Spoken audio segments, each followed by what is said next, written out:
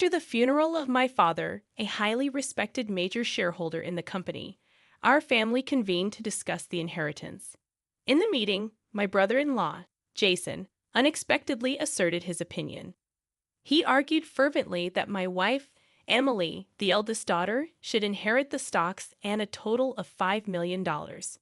Witnessing my brother-in-law and sister eagerly anticipating a substantial windfall, the lawyer calmly interjected with a hint of surprise. As the lawyer explained, Emily legally had no claim to the inheritance. My name is John, a 42-year-old salaried worker living with my beloved wife and 2 children. Despite my father's impressive reputation, my elder sister, Emily, has long been a source of concern for our parents due to her recurring problematic behaviors. She struggled to establish a stable career and led a self-centered life, causing me to distance myself. Over time, my discomfort grew, particularly when Emily, at the age of 50, abruptly brought home a much younger man named Alex and announced her intention to marry him. Despite Alex's attractive appearance, he exuded an irresponsible air that did not sit well with me. Emily shamelessly sought wedding funds from our father, quickly squandering them. Her audacious demand for more funds further distressed our father, who faced health issues. Eventually, our father succumbed to an illness, leaving us grieving his sudden demise. I took charge of the funeral arrangements while my sister, true to form, distanced herself and refused to contribute. In the aftermath of the funeral, as my mother and I were still grappling with our grief, the lawyer arrived to discuss the inheritance. To our surprise, Jason and Emily barged into the discussion, claiming that Emily, as the eldest daughter, was entitled to the stocks and a $5 million inheritance. Jason's triumphant demeanor shocked us, and he boldly asserted that we should not think about using the funds as we pleased. Both my mother and I were bewildered, having been unaware of the will left by our father. As Jason reveled in the prospect of newfound wealth, Emily, dissatisfied, questioned the lawyer's statement. However, the lawyer clarified that Emily had no legal right to the inheritance. This revelation left both my sister and brother-in-law with astonished expressions. Emily, displaying her anger, raised her voice, insisting that it was impossible. The lawyer further disclosed that Emily was not the biological daughter of the deceased. Emily turned to our mother with an intense gaze, seeking confirmation. At that moment, my mother wore a complex expression, seemingly unable to find the words to address the shocking revelation. I had always been aware that Emily and our father were not biologically related, but it appeared she was completely oblivious to this fact.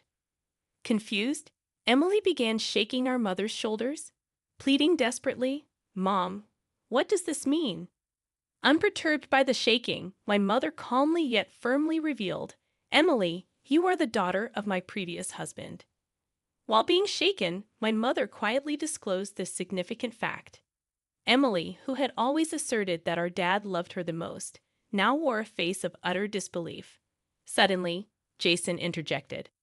"But if there was an adoption, she would have rights to the inheritance, right? That's correct, isn't it, Emily?" He sought confirmation from my sister, who hesitantly agreed, saying, "Yes, that should be the case." However, in front of Emily, our mother slowly shook her head, saying, "No, Emily, we never went through an adoption." Emily, shaking with anger, cried out, "How could this be? I am the rightful eldest daughter of this family. Dad even said so." Glaring at me with rage. In a trembling voice, Emily continued, "Why do you get to monopolize our family's wealth?" Her words sparked my anger, and I retorted, "Have you ever thought about how much you made Dad spend? You still have something to say." I said indignantly, "Shut up. I am the daughter of this house. I have every right to it," Emily insisted. I replied, "Exactly. Spending money on a daughter is a parent's duty." I was appalled by the situation and let out a deep sigh. Normally, spending money on a daughter isn't wrong, but the issue was the amount my sister made Dad spend on her debts and compensations. The lawyer, who had been observing quietly, spoke up. "How about we let Emily see the will too?" Emily was clueless about the will, And when I pointed out that Dad wanted to discuss its contents with the whole family, she had neglected it and went out for other errands. Jason couldn't hide his anger and glared at Emily, asking, "Why did you do that, Emily?" It was important. At the lawyer's suggestion, my sister and brother-in-law agreed to hear the will. The lawyer then read aloud Dad's will, which clearly named my mother and me as the sole inheritors of the entire estate. The will detailed specific reasons why Emily was not legally adopted. It seemed Dad initially intended to accept Emily as a formal family member. However, the will meticulously described his disappointment in her mean actions towards me since childhood and her escalating wastefulness as she grew older. Emily was shocked and lost for words, confronted with the reality of having no inheritance rights. "What does this mean, Emily? Were you deceiving me, making me believe we'd become rich?" I asked. Left behind, Emily glared at us with a face full of anger, questioning my mother. "Why didn't you adopt me? Why does Mom get the inheritance?" I had always been aware that Emily and our father were not biologically related, but it appeared that she was completely oblivious to this fact. Confused, Emily began shaking our mother's shoulders, pleading in a desperate voice, "Mom, what does this mean?" Unperturbed by the shaking, my mother calmly yet firmly replied, "Emily, you are the daughter of my previous husband." While being shaken, she quietly disclosed this significant fact. Emily, who had always taunted me with claims that Dad loved her the most, now wore a face of utter disbelief. Suddenly, Jason interjected, "But if there was an adoption, she would have rights to the inheritance, right?" "That's correct, isn't it, Emily?" Seeking confirmation from my sister. "Yes, that should be the case," Emily replied. However, in front of Emily, our mother slowly shook her head. "No, Emily, we never went through an adoption." Shocked by this revelation, Emily turned to our mother, demanding an explanation. At that moment, my mother wore a complex expression, seemingly unable to find the words to address the shocking disclosure. "I should have rights too. It's unfair because of Mom's lack of action," Emily exclaimed, her cries filled with frustration. My mother, struggling to find words, managed to say, "Well, that is why." "Why deviate everything? Why nothing for me?" Emily shouted angrily, her disheveled hair emphasizing her intense emotions. The lawyer, however, remained calm, as if it were a normal day. As soon as I asserted my biological connection with Dad, Emily, in a fit of rage, reached out to hit me, expressing that it would have been better if I never existed. Before I could respond, the lawyer intervened, warning Emily to refrain from such actions, threatening to involve the police. About half a year later, the inheritance process was smoothly completed. Emily and Jason initially resisted strongly, but the lawyer's skillful handling left them with little room to interfere. My mother eventually provided Emily with a small amount of money, though it wasn't my place to comment on it. Frustratingly, Emily and Jason disappeared without a trace, leaving our relatives in shock and disappointment due to their blatant greed for money. One day, my wife suggested taking my mother and daughter out for a pleasant meal. Despite my proposal for my mother to live with us, she hesitated, torn by the irreplaceable bond with Emily. Understanding her concerns, I gave my mother some time to think. As I drove her home, we were surprised to see lights on at the usually empty house. Cautiously parking the car in the garage, we approached the entrance, suspecting Emily might have returned. Suddenly, a car rushed towards us, and my daughter yelled, "Watch out!" Instinctively, I threw myself to protect my wife, barely avoiding the car. Though I groaned in pain after being grazed by the car, my wife, worried, asked if I was okay.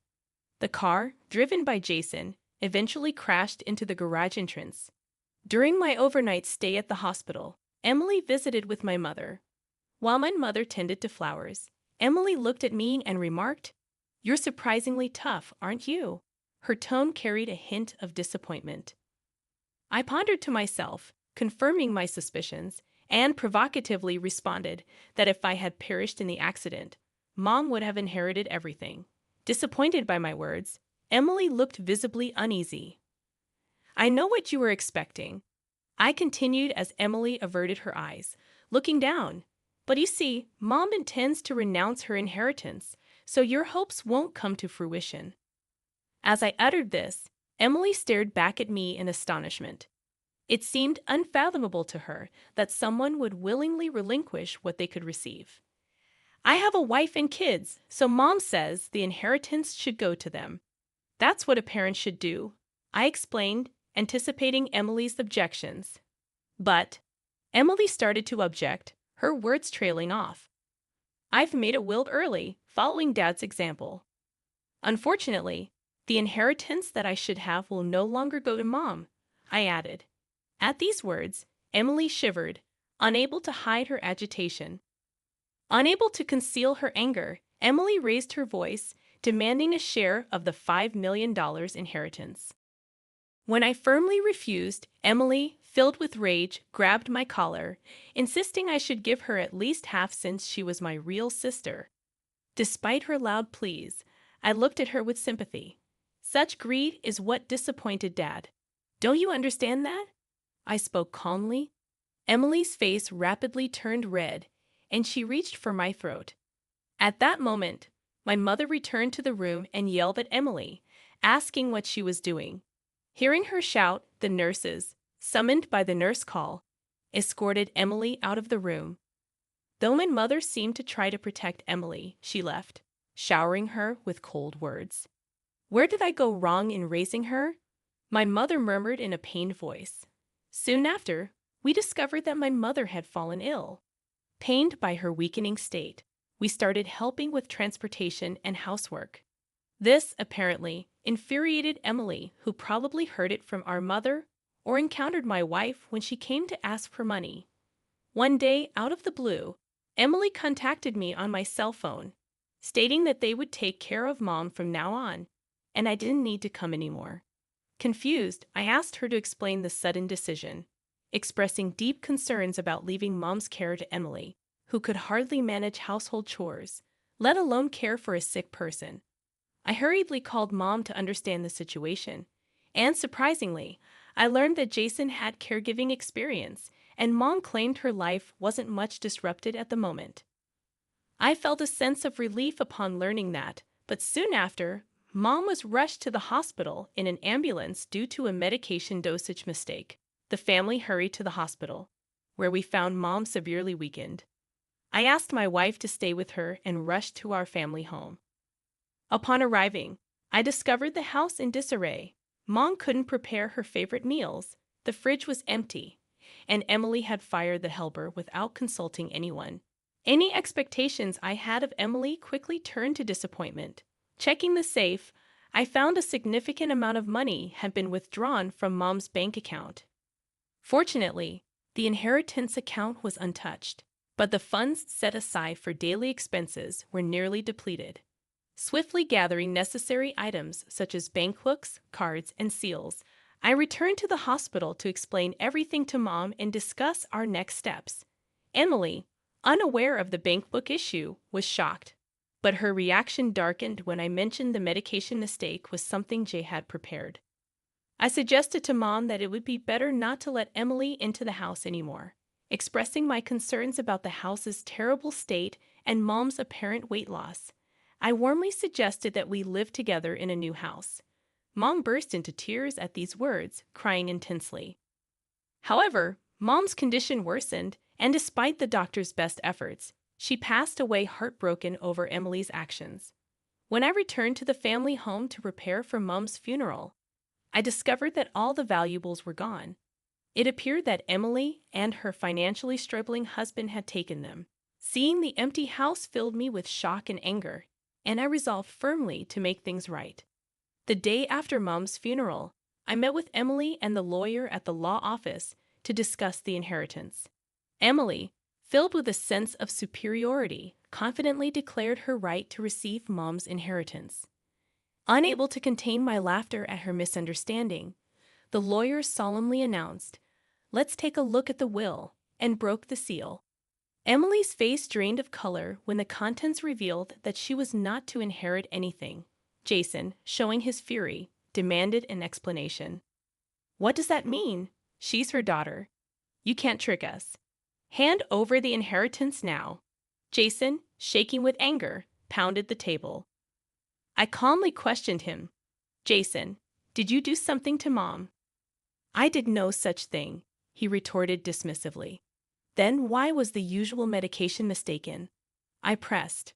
But Jason brushed it off, saying, That's irrelevant, John. It's impossible that I don't get any inheritance. What did you do? I can't pay the mortgage for my apartment now. Shocked by his words, I realized that Emily had been counting her chickens before they hatched. Even though she hadn't appeared immediately after hearing of our mother's death, Emily, unable to hide her desperation, pressed the lawyer, Is there really nothing? The lawyer sighed deeply and confirmed, Yes, the will is as it states. Explaining the legal aspects, he revealed that after deducting the amounts Emily had withdrawn and sold off without permission, the inheritance was practically non-existent. In reality, this situation was part of a plan I had discussed with the lawyer beforehand. Emily, astonished, protested vehemently, refusing to accept reality. She expressed her dissatisfaction, but I harbored strong resentment towards Emily, who only leeched off others without working. Just to take the money when Mom was delighted believing that Emily would take care of her. Caring for someone requires money. You wouldn't understand that, I lashed out. At my demand to see the expenditure details Emily had used for Mom, she trembled, realizing there were no receipts to acknowledge those claims. Jason tried to sway the situation in his favor, but I refused his request, openly admitting the mistreatment I had endured from Emily. I stated firmly, I'll be taking legal action regarding that accident. Taken aback, Jason turned pale, realizing his slip. I explained that we had gained consent for recording the meeting in advance. Emily cried out in agony, realizing the consequences of their actions. As a result, Jason faced legal consequences, and his past misconducts were uncovered, leading to his arrest. Though Emily appeared to be a minor accomplice, she faced financial troubles and rejection from relatives. Meanwhile, I continued my days of steady work, unshaken by the ordeal, and looked forward to small joys from stock dividends.